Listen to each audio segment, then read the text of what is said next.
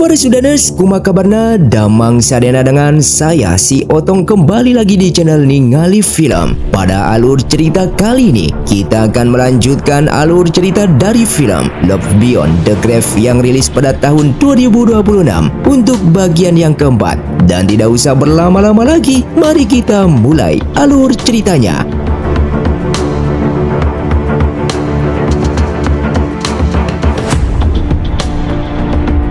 Film pun dilanjutkan dengan Hesimu yang menerima laporan dari Wakil Menteri Kiri bahwa ada pemalsuan data besar-besaran dalam dekret Kolam Yuwa. Meskipun para pelaku telah dihukum, misteri di balik formasi maut di lembah Gunung Suseng belum terpecahkan. Hesimu menyadari bahwa serangan yang menimpanya dan Yanke bukanlah kebetulan. Seseorang menggunakan teknik rahasia Ciling, sebuah teknik kuno yang hanya bisa dikuasai oleh roh dengan kekuatan spiritual yang luar biasa untuk menguras kekuatannya dan mengincar nyawanya tersebut. Saat ini kecurigaan jatuh pada satu nama dari masa lalu yang bernama Bai Sansing. Meskipun Hesimu yakin telah menghancurkan lilin jiwanya di penjara 9 istana bertahun-tahun lalu, namun jejak kekuatannya muncul kembali.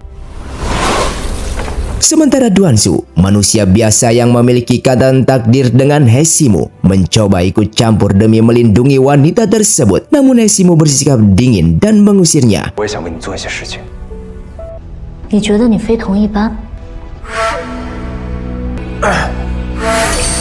Di sana Hesimu berniat menyembuhkan racun dingin di tubuh Duan untuk terakhir kalinya sebelum memutuskan hubungan mereka sepenuhnya agar Duan tidak lagi terseret dalam bahaya alam roh. Di sisi lain, ketegangan memuncak antara Wakil Menteri Kiri dan Kanan. Keduanya saling tuduh tentang kesetiaan mereka pada Bai Sansing di masa lalu. Terungkap bahwa Jiang Ai, Wakil Menteri Kiri, memiliki agenda tersembunyi dengan memanfaatkan Duansu sebagai umpan untuk masuk ke dalam penjara 9 istana. Duansu berhasil meyakinkan roh penjaga Gunung Suseng untuk mengizinkannya masuk ke dalam penjara 9 istana dengan alasan bahwa dia adalah pasangan Hesimu. Jiang Ai memberikan sebuah lilin jiwa kepada Duan sebagai pemandu jalan. Namun ia memperingatkan bahwa jika lilin itu padam, maka Duan akan terjebak selamanya dalam labirin dosa yang sangat mematikan.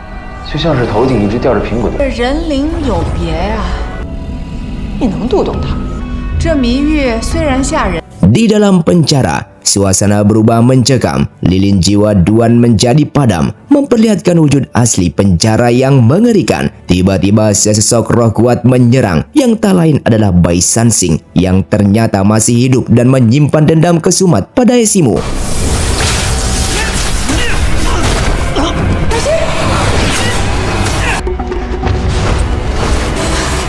Mendengar Duansu terjebak di penjara 9 istana, Hesimu pun menjadi panik. Meskipun dilarang oleh para menterinya karena resikonya adalah kemusnahan jiwa, Hesimu nekat masuk. Ia bertekad menyatukan lilin jiwanya dengan milik Duansu, karena Duansu bukanlah sekedar manusia biasa, melainkan dia adalah pelepas mantranya.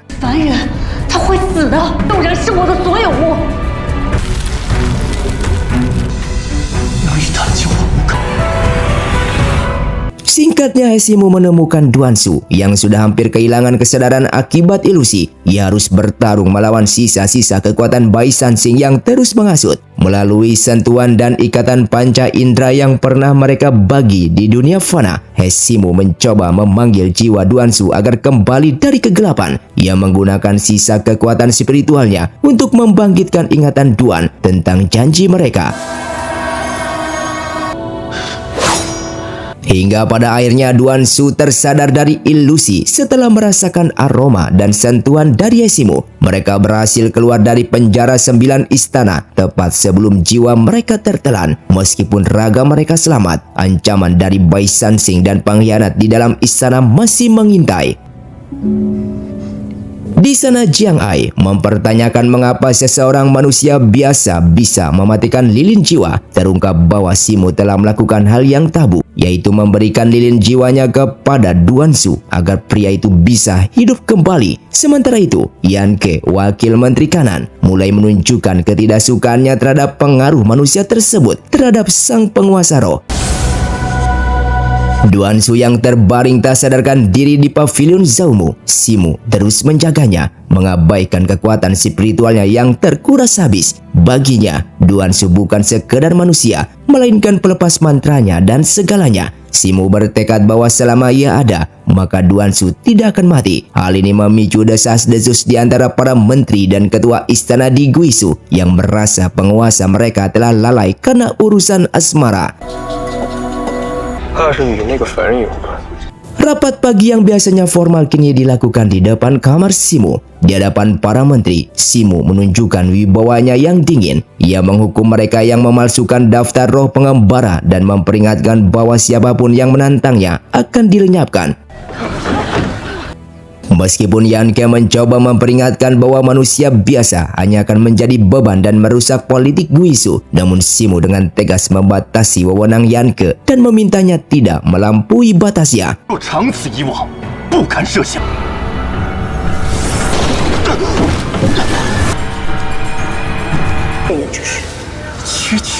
Yanke yang merasa terhina kan hanya dianggap sebagai bawahan. Ia mengingat kembali bagaimana ia selalu setia di sisi Simu. Namun kini posisinya digantikan oleh seorang manusia. Kebencian Yanke pun memuncak, terutama di saat melihat betapa besarnya pengorbanan Simu untuk menyembuhkan luka spiritual Duan Su.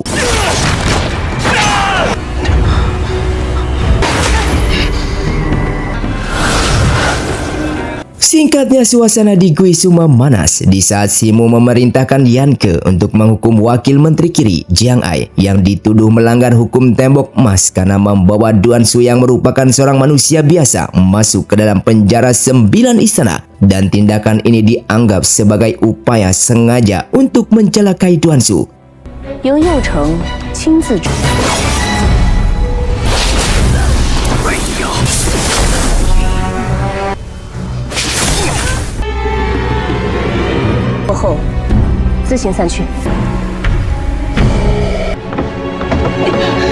Setelah dihukum dengan cambuk ruas tulang yang mematikan, Jiang Ai kembali ke kediamannya dalam kondisi kritis. Dia dikunjungi oleh Yan yang membawanya obat pemulihan. Terungkap bahwa meskipun kekuatannya dicabut sementara, Jiang Ai masih mengendalikan orang-orang di Istana Suling. Di sisi lain, Simu terus merawat Duan Su dengan penuh perhatian.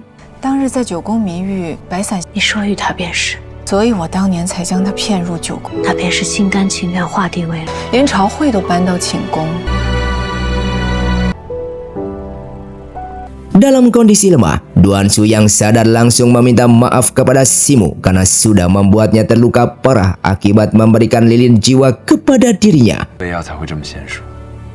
你要是想知道我在九宫谜语的幻境里，像我之前和你说的，忘了好，结束了。我绝不允许。 Duan Su yang sudah sehat kembali lalu dikunjungi oleh Jiang Ai. Di sana, Jiang Ai menceritakan sejarah Simu kepada Duan Su dengan menjelaskan jika Simu merupakan putri dari seorang penyihir istana Singking yang merelakan identitasnya demi cinta kepada mantan penguasa roh. Kelahiran Simu ditandai dengan badai salju hebat yang berubah menjadi kehangatan dalam semalam, melambangkan kekuatannya yang luar biasa, namun penuh kasih seperti manusia biasa. 但他甚少出现在归墟。 他爹娘力所能及的帮助反恋人，还有友人，却并不知道，有他注定的命运，最后还是你我分。 Masa kecil Simu yang bahagia di dunia fana bersama orang tuanya. Namun kebahagiaan itu hancur di saat kematian menjemput orang tuanya, meninggalkan Simu sendirian memimpin Guisu yang sedang kacau. Simu akhirnya terpaksa menggenggam golok Kunwu yang menjadi sosok yang ditakuti seluruh alam roh, menjalani takdir yang persis seperti ayahnya terdahulu.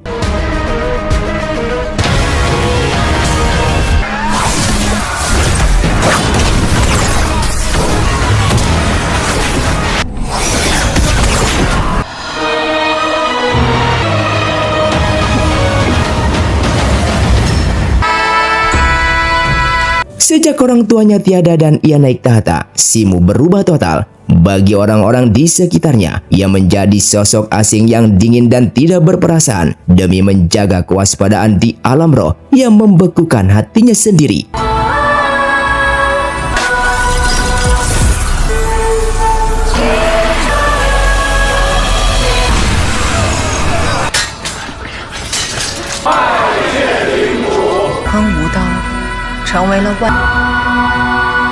Di sana Jiang Ai juga memintanya untuk menjaga Hesimu karena Duansu merupakan satu-satunya makhluk hidup yang bisa menaklukkan sang penguasa roh saat ini.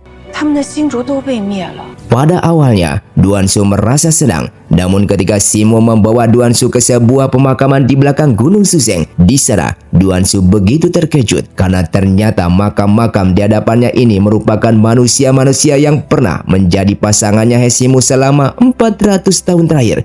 Hesimu mengaku bahkan sudah lupa nama pria yang dulu sangat ia cintai, sehingga baginya Duansu hanyalah bagian kecil dari garis waktunya yang panjang itu. 不是，你亲自去九宫迷救我，我把你带入了归墟。你都会信任。 Alasan Simu membawa Duansu ke tempat ini karena Simu meminta Duansu kembali ke dunia fana untuk menikah dan memiliki keluarga bahagia. Namun di sisi itu juga ia tidak akan lupa terhadap Duansu. Ia akan tetap menjaganya jika Duansu dalam kesulitan, dan ia akan datang meskipun tetap dengan syarat pertukaran 5 indranya. Meskipun Simu sebenarnya tidak ingin mengatakan ini kepada Duansu karena Simu sadar bahwa Duansu adalah manusia yang paling spesial baginya dari para manusia yang pernah dihatinya.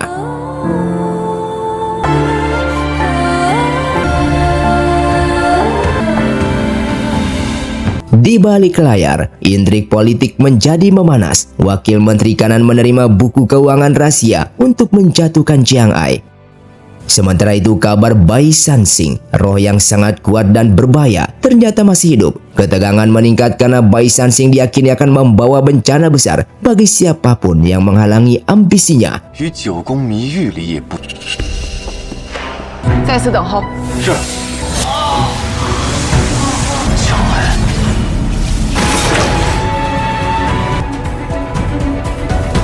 Sementara Duansu akhirnya meninggalkan Guisu dengan hati hancur. Ia meninggalkan sebuah peta geografis Guisu yang ia lukis dengan penuh detail sebagai hadiah untuk Simu. Ia menggambarkan keindahan yang tidak pernah Simu sadari. Cahaya kunang-kunang dan mawar merah di tengah kesunyian. Ia ingin memberikan secercah harapan agar Simu tidak merasa kesepian di dunianya yang abadi itu. 做这个全不同的归墟赠给我。 对我没有一点希望。 Duansu yang kembali ke dunia manusia. Namun meskipun ia kembali sebagai pahlawan yang memenangkan perang melawan Beichong, Kaisar memberikan keputusan yang sangat mengejutkan karena Duansu melanggar perintah saat menyerang Suzhou. Posisi militernya dicabut dan ia dipindahkan menjadi pejabat sipil. Singkatnya suasana di kediaman keluarga Duan mendadak riuh. Tuan muda ketiga akhirnya kembali, teriak para pelayan dengan penuh sukacita. 家里的开支用度，四姐好。 Pertemuan dengan sang ayah berlangsung tegang. Ayah melarangnya kembali ke militer karena tubuhnya yang sudah penuh luka. Namun sang anak tetap teguh. Di alam roh Guisu, ketegangan menjadi memuncak. Yanke menuduh Jiang Ai bersekongkol dengan Bai Sansing. Namun Jiang Ai membela diri, menyatakan bahwa ia hanya setia pada keinginannya sendiri. Perdebatan terhenti ketika penguasa roh muncul di sana. Namun kecurigaan sudah terlanjur tertanam. 才是真正为你着想的人。 但你信我吗？我不想再重现当年的变故了，一切都是为了归墟的安危。 Yanke berbicara empat mata dengan penguasa roh Hesimu. Di balik kesetiaannya selama bertahun-tahun, Yanke mengungkapkan bahwa hanya dialah yang benar-benar memikirkan kepentingan sang penguasa. Namun Simu meresponnya dengan dingin, mencurigai bahwa setiap roh di Guisu pasti memiliki niat tersembunyi, termasuk Yanke. Kembali ke dunia manusia, sang ayah menyodorkan 3 gulungan lukisan putri bangsawan agar Duansu segera menikah untuk meneruskan garis keturunan. Namun Duansu justru memperingatkan tentang musuh politik mereka, Fang Xianye, sang pemimpin sastra kota Nan yang licik, sehingga dendam lama antara keluarga Duan dan Fang Xianye mulai terkuak kembali. 还有，毕其锋芒， Di sisi lain, terungkap bahwa Yan Erlah yang melepaskan roh Bai Sansing dari penjara 9 istana. Ia menggunakan teknik rahasia Chiling untuk mengacaukan ingatan dan mengubah roh kuat tersebut menjadi boneka. Yan mencoba menghasut Yan Ke untuk membunuh Hesimu dan merebut tahta penguasa roh demi posisi yang lebih tinggi. Yan Ke pun murka di saat Hesimu terancam, namun Yan memberikan pilihan sulit. Jika ia mati, maka Bai Sansing yang lepas kendali akan memburu Hesimu sampai mati, sehingga Yan berjanji akan mengampuni nyawa Hesimu asalkan Yan Ke mau menjadi penguasa roh dengan dirinya sebagai istrinya. Sementara itu, di dunia manusia, Tuan Muda bersiap kembali ke barak militer meski situasi politik sedang bergejolak. Kembali kepada kekacauan melanda di Guizhou, Bai Sansing yang telah melahap banyak roh kuat muncul di sana.